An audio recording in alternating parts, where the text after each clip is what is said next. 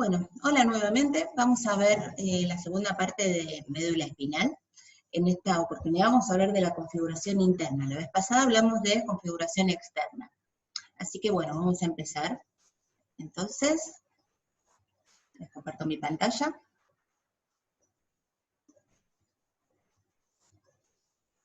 Y ahí vamos.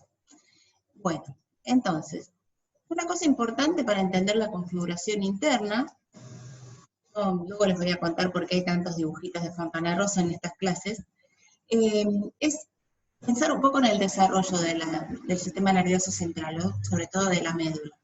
Luego lo van a ver con más detalle, van a tener clases de embriología con el doctor Barbeito, pero bueno, más o menos les cuento que se forma a partir de una placa neural que tiene una cresta neural vecina. Esta placa, fíjense que se va cerrando. Fíjense cómo adelante tiene unas estructuras que son la notocorda y esto que va a dar lugar luego al tubo digestivo. Sí, fíjense, entonces se cierra, ¿sí? El embrión de ser así planito se va poniendo cada vez más en 3D, y luego termina teniendo una configuración un poco más definitiva, un tubo, siempre tiene una cavidad central, la notocorda queda adelante, es lo que luego va a formar el núcleo pulposo de los discos intervertebrales, y fíjense también cómo el tubo digestivo se cierra también acá adelante. De esta cresta neural, va a dar origen a los ganglios anexos a la raíz dorsal, ¿se acuerdan que lo vimos en configuración externa? También a la cadena simpática y algunos elementos parasimpáticos, ¿sí? Ganglios entéricos. Bueno, esto es importante entenderlo para que tengamos en cuenta la forma que va a tener luego, y también para que se entiendan algunos problemas del neurodesarrollo, como por ejemplo, que esto y esto queden abiertos y entonces hay una comunicación entre el sistema nervioso y el tubo digestivo, una cosa terrible. Por ejemplo, ¿sí? O que no se cierren, como pasa en los mielomeningoceles, que quede abierto así, por supuesto eso no está bien desarrollado y no funciona, y entonces queda cerrado, queda abierto, ¿sí? Al exterior, y una médula mal formada y un tubo neural todo mal formado. Bueno, estos tubitos, que tienen un agujerito en una punta y otro en otro, se llaman neuroporos, se cierran a los 24 días, el neuroporo anterior, que va a estar a la altura de la lámina terminalis en el cerebro, y a los 26 días el neuroporo posterior.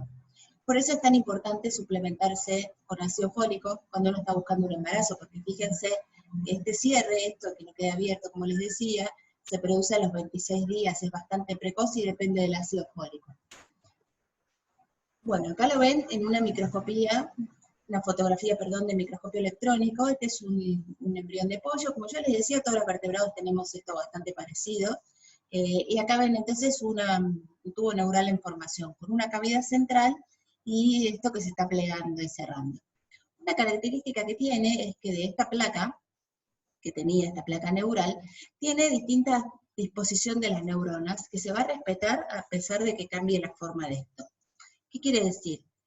Va a haber todo un montón de grupitos acá de neuronas acá que se llama placa basal, ¿sí? Adelante, y otro que se llama placa alar. La característica que tiene es que estas neuronas de la placa basal son principalmente motoras, y las neuronas de la placa alar son principalmente sensitivas. Cuando esto pasa a su configuración final, queda igual, ¿sí? En esta parte que se llama esta ventral, van a quedar todas neuronas motoras, y en esta parte todas neuronas sensitivas. Luego veremos qué pasa acá en el medio, ¿sí?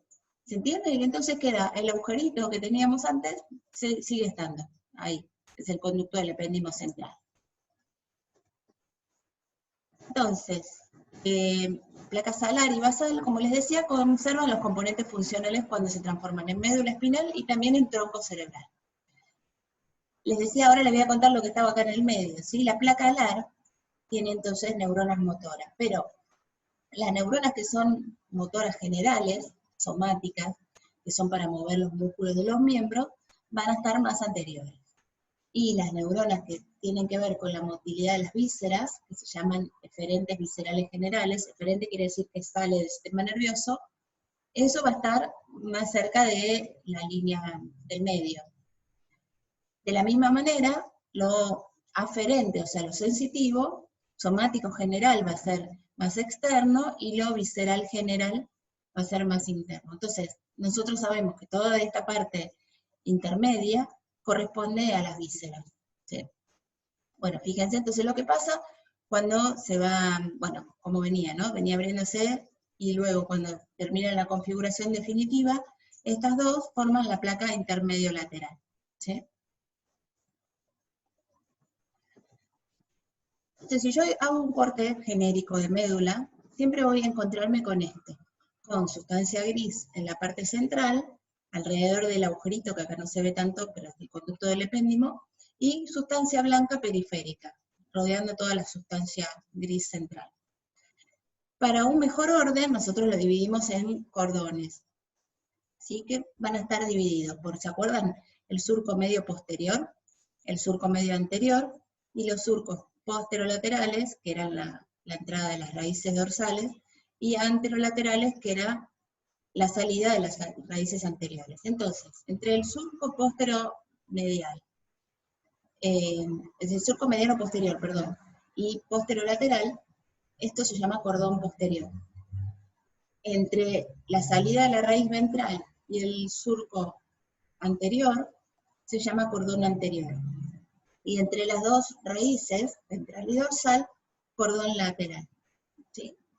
La sustancia gris se va a denominar entonces hasta dorsal, hasta ventral, y cuando hay, hasta intermedio lateral, que no está en todos los niveles. Muy bien. Puede ser que uno encuentre en un corte de médula una asimetría, eso es súper normal, el 75% de las personas tiene médulas asimétricas, cerebros también. Bueno, ¿qué hay en esos cordones? Hay cosas que suben y cosas que bajan. Ustedes saben que todo lo que baja, en general tiene una función motora, todo lo que sube tiene una función sensitiva. Entonces, en esta mitad están representados los haces ascendentes, o sea, sensitivos. En el cordón posterior tenemos estos dos, que se llaman fascículo grácil y fascículo cuneiforme, o haz de Gol y haz de Burdach. ¿Qué llevan estos? Llevan sensibilidad profunda consciente, o sea, el sentido de posición de las articulaciones, la vibración, y tacto epicrítico, el tacto discriminativo. Después vamos a ver si del mismo lado o del otro lado, eso lo vamos a ver después. Pero una cosa importante es que el fascículo grácil lleva información de los miembros inferiores y el fascículo cuneiforme de los miembros superiores. Bien.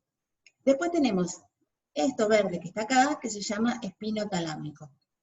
Antes nosotros lo veíamos separado, como espino talámico lateral y espino talámico anterior, pero hoy lo vemos todos juntos como sistema anterolateral, que lleva dolor y temperatura y tacto protopático. ¿Qué es eso de tacto protopático? Me preguntarán. Es el tacto grueso, que no quiere decir que es el tacto cuando te toca algo grueso, sino que es el tacto poco discriminativo, como por ejemplo las cosquillas o la sensación de sexual, ¿sí? Un orgasmo, es un tacto poco discriminativo. Uno sabe más o menos dónde le están haciendo cosquillas, pero por ahí no tenés tan discriminado, porque la sensación es un poco vaga. Bueno, tanto lo del cordón posterior como el sistema anterolateral son vías sensitivas conscientes. Quiere decir que llegan a la corteza cerebral y entonces yo puedo, digamos, ponerle nombre y apellido a esa sensación. Después tenemos estas dos vías que se llaman espinas cerebelosas, que van al cerebelo, como su nombre lo indica, ¿no? De la médula espinal al cerebelo, una anterior y otra posterior. Bueno, esas, al no llegar a la corteza cerebral, forman parte del sistema de sensibilidad inconsciente, que es algo súper necesario, porque si nosotros tuviéramos que estar conscientes todo el tiempo de cómo tenemos puestas las articulaciones y el tono muscular y demás, no tendríamos vida, ¿sí? Entonces esto se encarga de estar monitoreando todo el tiempo nuestras sensaciones corporales y que todo salga bien sin que nosotros prestemos atención. Después lo vamos a ver igual con más detalle, ¿sí? Entonces, bueno, estos son los que tenemos que saber de tractos ascendentes. En cuanto a los tractos descendentes, acá en el cordón posterior no hay nada, en el cordón lateral hay uno muy importante, que es el tracto córtico-espinal, que es la vía motora, ¿sí? Es lo que trae información de las neuronas motoras de la corteza cerebral y va a ser para mover los miembros. El tracto córtico espinal lateral, y acá adelante tenemos otro tracto córtico espinal que se llama anterior. La diferencia son que este se cruzó arriba, viene del lado opuesto, este viene del mismo lado, este va a ser para mover los miembros, el córtico espinal lateral, y este va a ser más que nada para músculos axiales. Después, fíjense que hay otros tractos, rubro espinal, retículo espinal, vestíbulo espinal. Lo que yo les sugiero es que empiecen a armar este rompecabezas de a poquito, ¿sí? Como vamos a aprender lo básico y luego le vamos a ir agregando detalles. Es la mejor manera de no perderse en el mar de detalles que uno puede tener acá. Entonces, importantes para saberse, sensitivos estos. Motores, les diría, córtico espinal, ¿sí? Todos estos son del sistema extrapiramidal y los veremos más adelante. Una peculiaridad es que algunos de estos haces o vienen cruzados de arriba, los que descienden, o se cruzan en la médula, y otros no. Entonces, por ejemplo, los fascículos de Gol y Burdach, que llevan posición y tacto fino, son del mismo lado del cuerpo, ¿sí? Eso que está subiendo por el cordón posterior lleva información sensitiva del mismo lado del cuerpo porque se va a cruzar más arriba. El espino talámico lateral y anterior, o sea, todo el sistema anterolateral, como les dije, llevaba dolor, temperatura, tacto grueso, son del lado opuesto del cuerpo, se cruzan ahí en la médula. Ahora veremos. Los espinos cerebelosos, anterior y posterior, bueno, propia excepción, inconsciente, dijimos que llevaba. En verdad, este sí es del lado opuesto, pero luego se vuelve a cruzar, o sea que finalmente termina llevando información del mismo lado.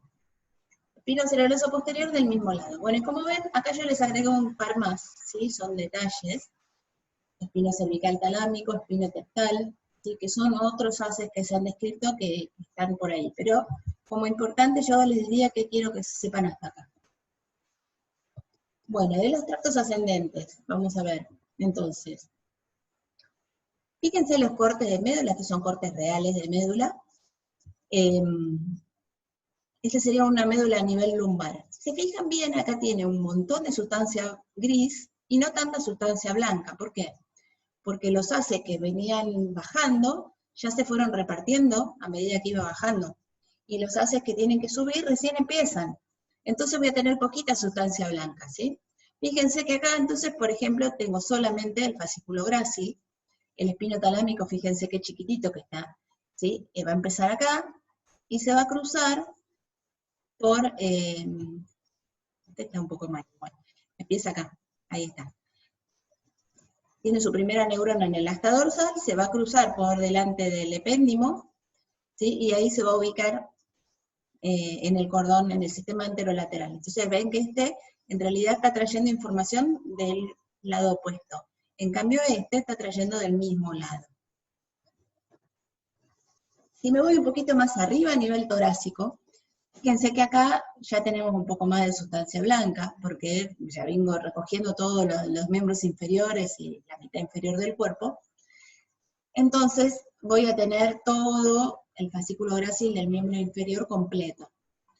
Voy a tener espino talámico un poco más grande también, y espinos cerebelosos también. Bueno, y cuando voy más arriba, a nivel cervical, fíjense qué cantidad de sustancia blanca que tengo, un montón, porque están los haces sensitivos sin repartirse aún, los haces motores sin repartirse aún, los haces sensitivos todavía están todos juntos acá. Entonces, ¿qué voy a tener en el cordón posterior? Voy a tener no solamente el fascículo grácil, sino también el fascículo cuneiforme. Creo que les dije al revés antes, ¿no? Miembros inferiores quedan más cerca del surco medial posterior, y los miembros superiores más afuera. Bueno, fíjense entonces espino cerebeloso, espino talámico, como son un poco más grandes.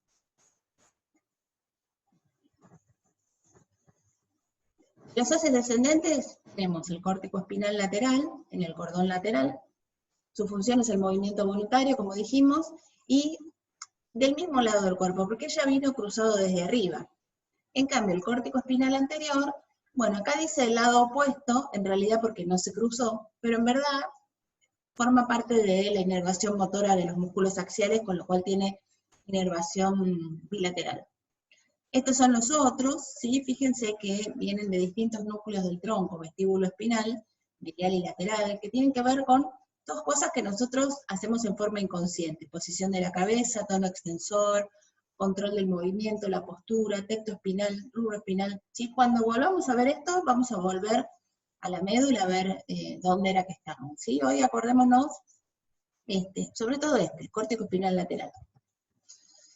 Bueno, vamos a buscarlos entonces en los distintos cortes, ¿sí? Estos vamos a empezar de arriba para abajo, es como van. Y entonces, fíjense que arriba a nivel cervical tienen mucho tracto córtico espinal, ¿sí? También lo mismo en el anterior, y a medida que vamos bajando, cada vez se hace más chiquito porque se va ya repartiendo. Bueno, ¿qué pasa con la sustancia gris? Rexed hizo unos experimentos en gatos, pero que son absolutamente válidos para nosotros, y se dio cuenta que las neuronas estaban dispuestas en láminas. Estas neuronas que yo les decía, motoras adelante, sensitivas atrás, están dispuestas en distintas láminas, que él las nombró del 1 al 10. Entonces, de la lámina 1 a la lámina 4, o sea, toda la escala dorsal, fíjense cómo viene, 1, 2, 3, 4, tiene que ver con la sensibilidad propioceptiva. En la lámina 7 hay neuronas que van a formar conexiones con el cerebelo y el mesencéfalo.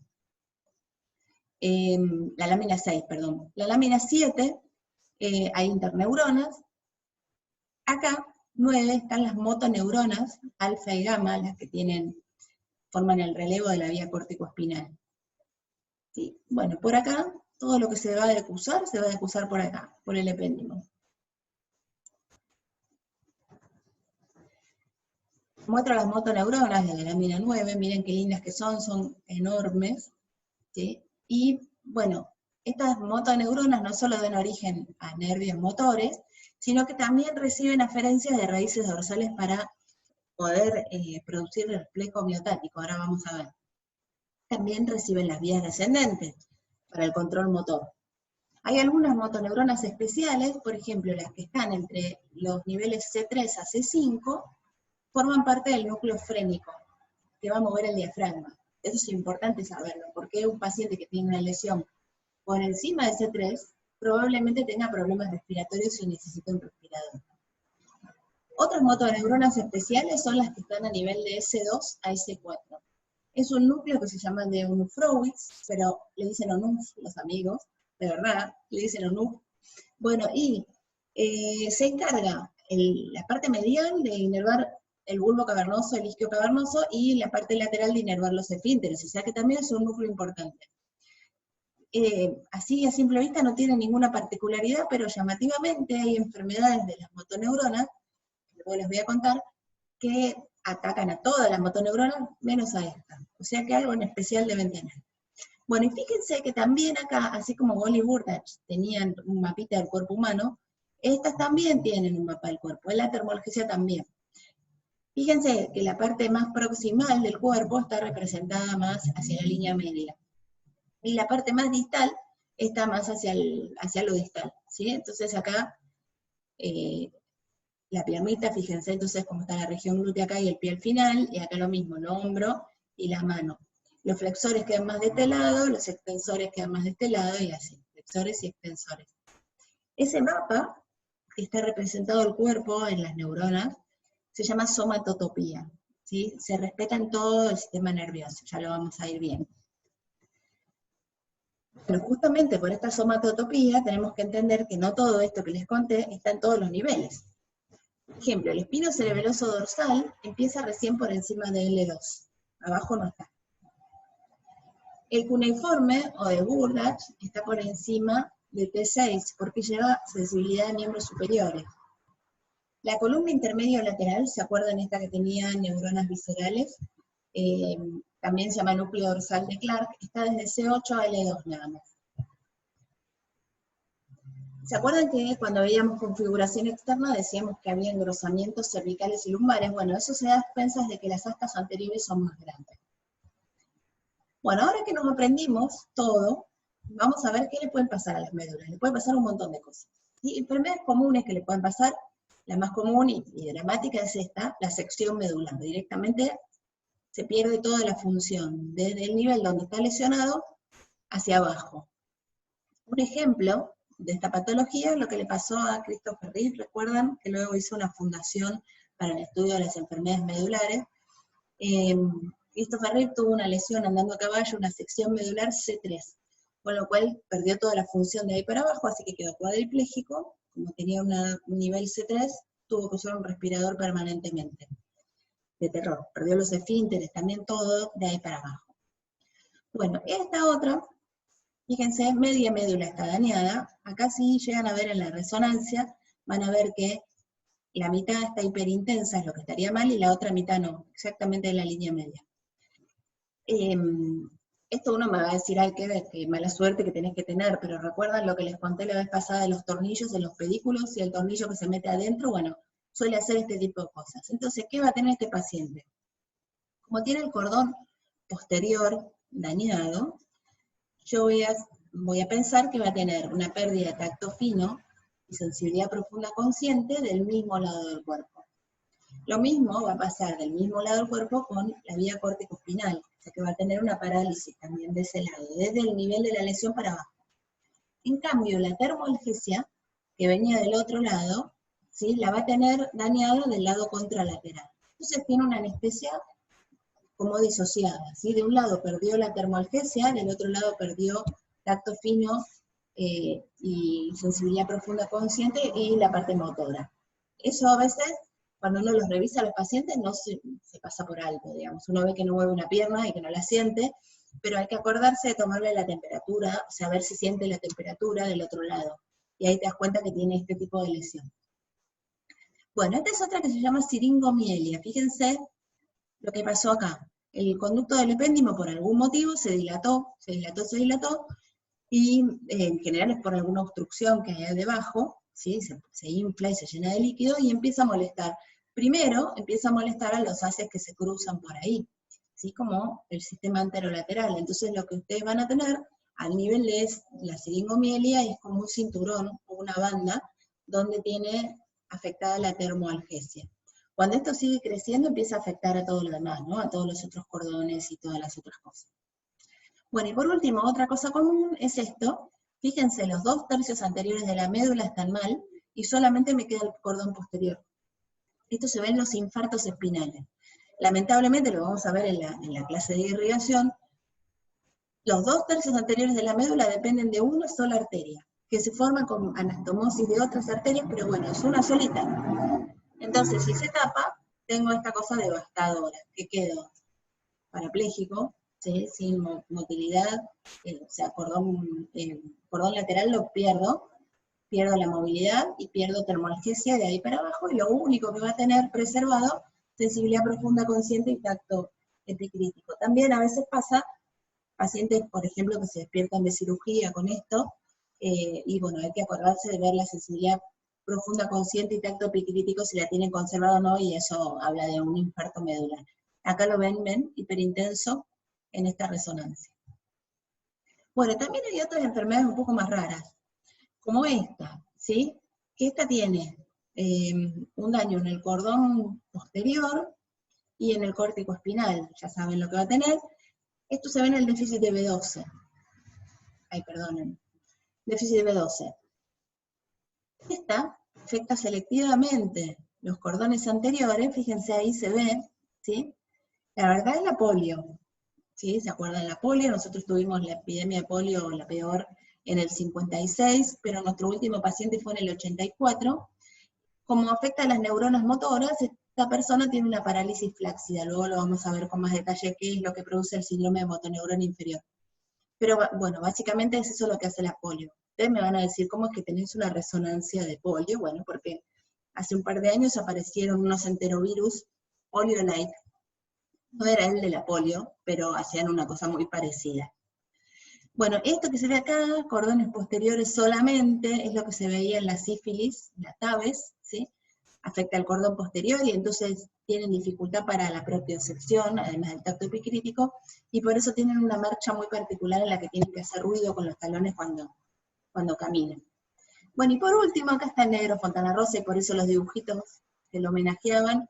Es una enfermedad espantosa, es rara, si bien nosotros vemos bastante los neurólogos, tenemos la desgracia de ver y afecta, fíjense, las motoneuronas, como la polio, pero también el haz córtico-espinal. O sea, afecta a la motoneurona inferior y la motoneurona superior. Te deja la manzana rodeada por donde lo mires. Es una enfermedad degenerativa, no se sabe por qué pasa, pero bueno, va matando estas neuronas hasta que la persona no puede respirar ni tragar, ni nada, mueren en general de paro respiratorio, de alguna complicación como neumonía aspirativa y demás.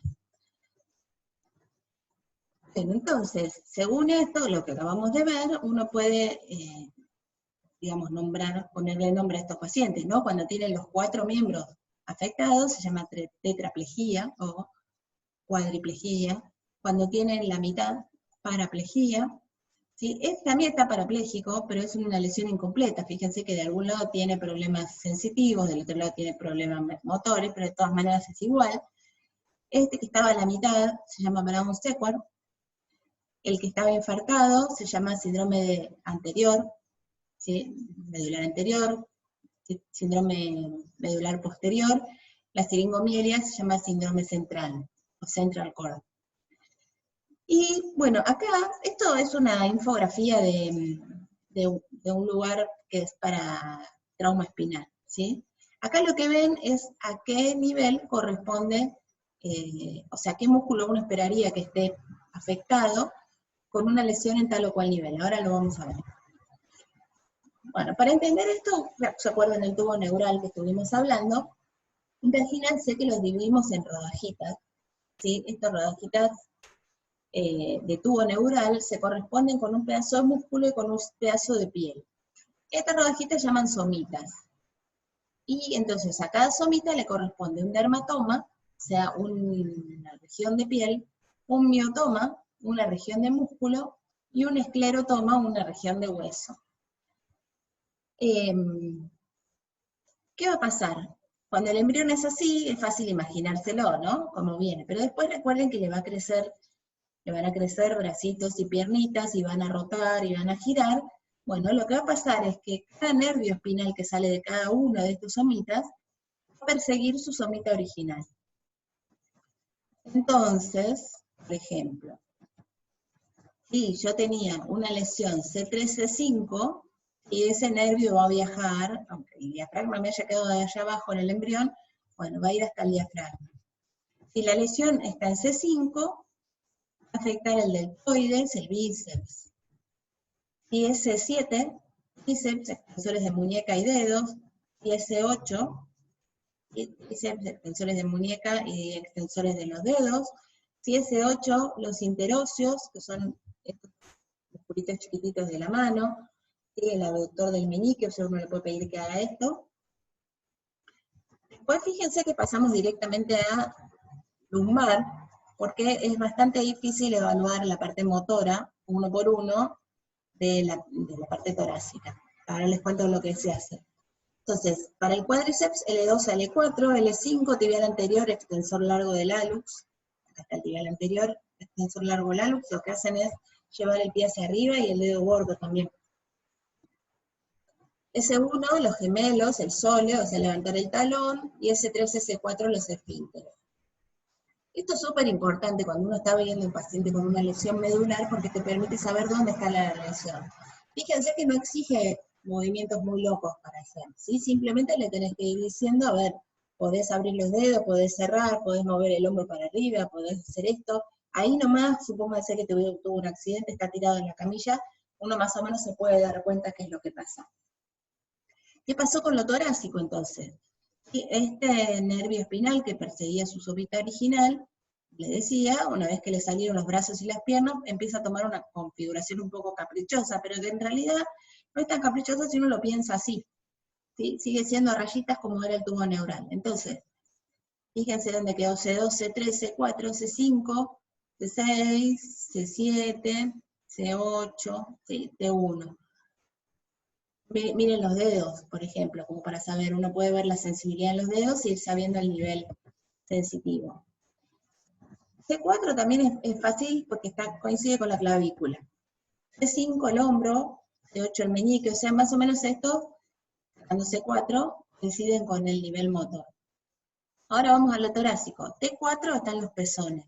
Entonces yo ya sé que acá es C4 y acá es T4, bueno, en el medio debo tener el resto de las cervicales y las 4 primeras torácicas. T6, el apéndice sifoides, esto que está acá, ¿sí? Que uno se toca en el pecho y duele un poquito. T10 está a la altura del ombligo. L1 va a estar a la altura de la ingle.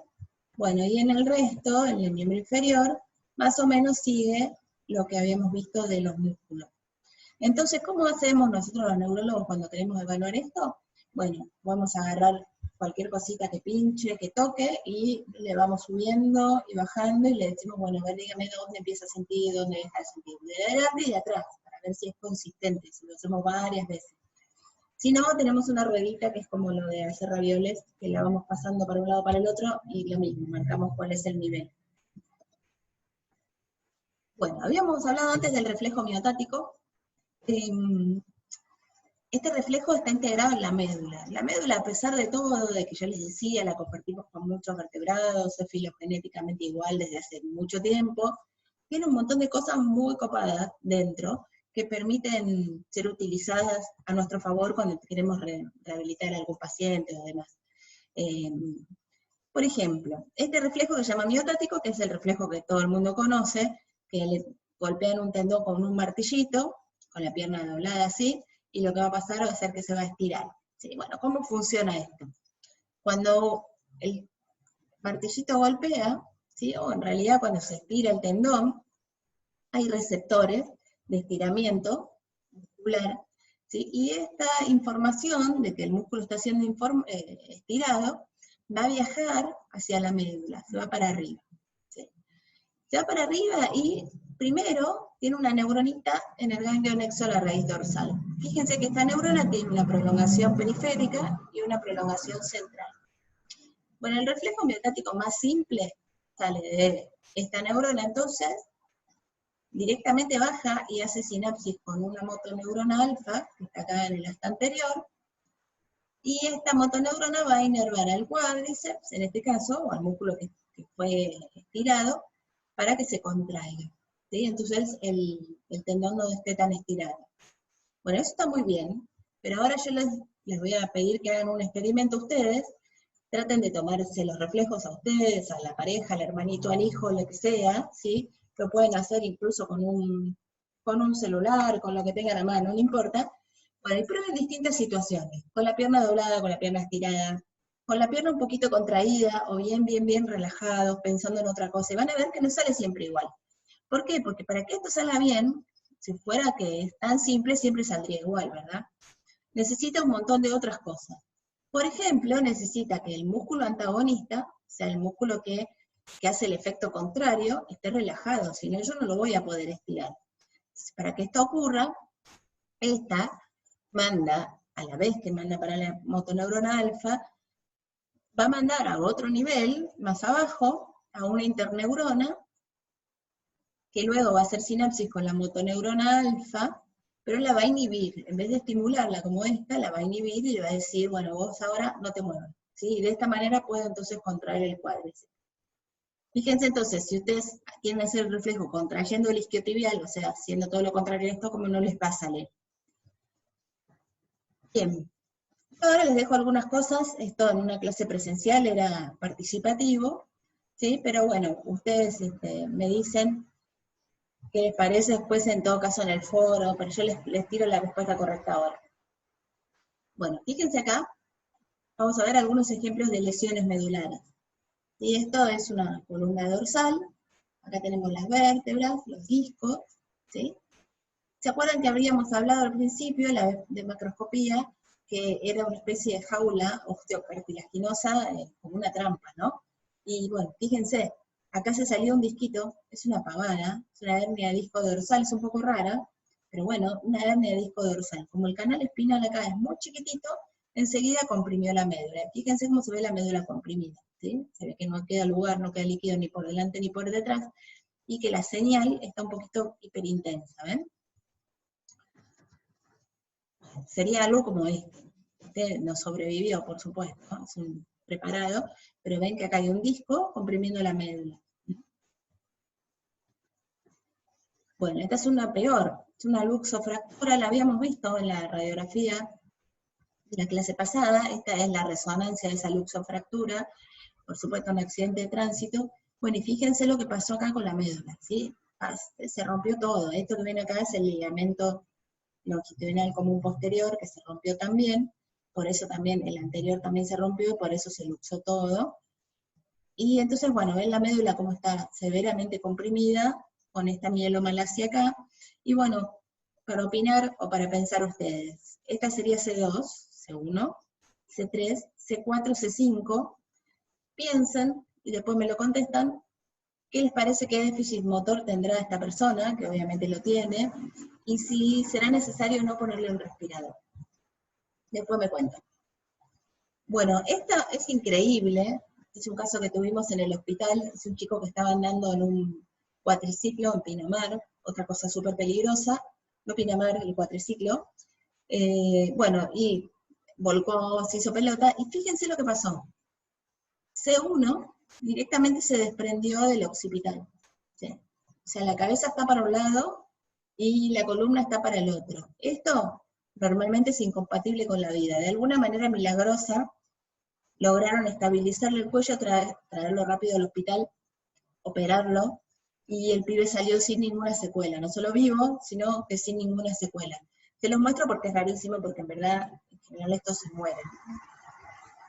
Bueno, acá tienen otro ejemplo, ¿sí? Una vértebra lumbar, en este caso, acá tienen las carillas articulares, acá tienen el disco saliendo, y fíjense que no está más la médula ahí, porque estamos a nivel lumbar, por debajo del E2 seguramente, pero el disco lo que sí va a hacer, en este caso, es comprimir el nervio raquídeo que está saliendo. Esta es la gente que tiene dolor radicular, ¿sí? Dolor en alguna, como en una franja, en un dermatoma correspondiente a esa vértebra.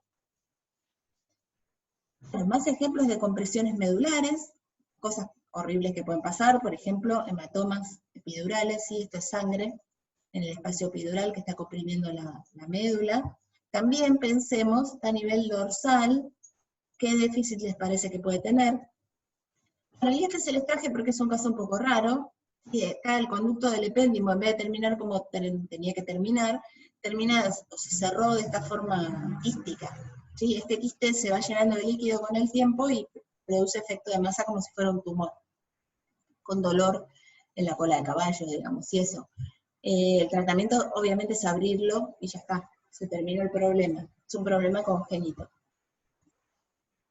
Bueno, acá otro ejemplo, que está con la flechita, ¿sí? Ustedes pueden ver manchitas en la médula y hay distintas interpretaciones, pueden ser tumores o pueden ser inflamaciones.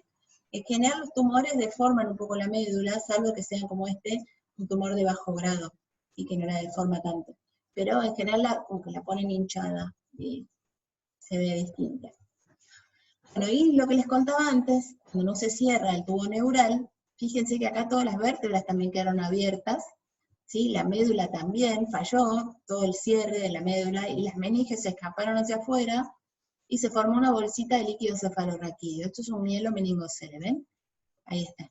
En general la médula, que estaba mal formada, encima queda anclada, queda cortita, y se asocian a algunas otras cosas como hidrocefalia y demás. Entonces, bueno, esto se puede sacar, por supuesto, y cerrar, pero por supuesto este bebé no va a caminar.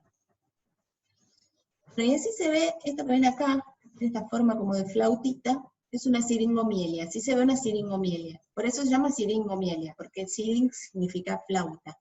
Es la dilatación del conducto del epéndimo que les había mostrado antes en los cortes axiales. Fíjense, a veces puede ser súper larga y entonces esa persona en todo ese segmento tiene esa anestesia suspendida, ¿no? Sí, con falta de termoalgesia en ese territorio. Este es de todos los días, ¿sí? La columna degenerativa de la abuela, de la tía abuela o del abuelo, que tiene artrosis, ¿sí? Picos del oro, digamos, los ligamentos engrosados, un canal estrecho, se llama, canal estrecho cervical.